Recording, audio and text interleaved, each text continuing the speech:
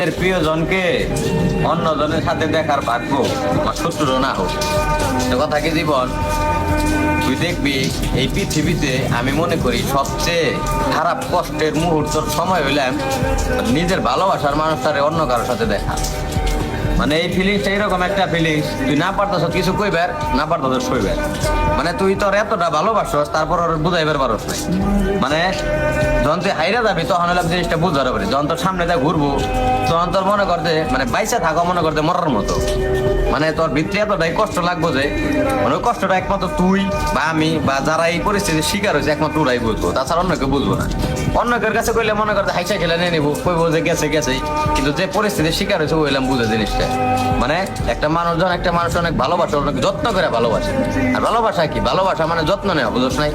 এই যত্ন করে ভালোবাসার পর মনে করতে এই জিনিসটা যদি মনে করতে অন্য কেউ নেওয়া যায়, বুঝছস, তখন মনে করতে মানুষের চাওয়ার মতো কিছু থাকে না, মানুষ স্তব্ধ হয়ে যায়।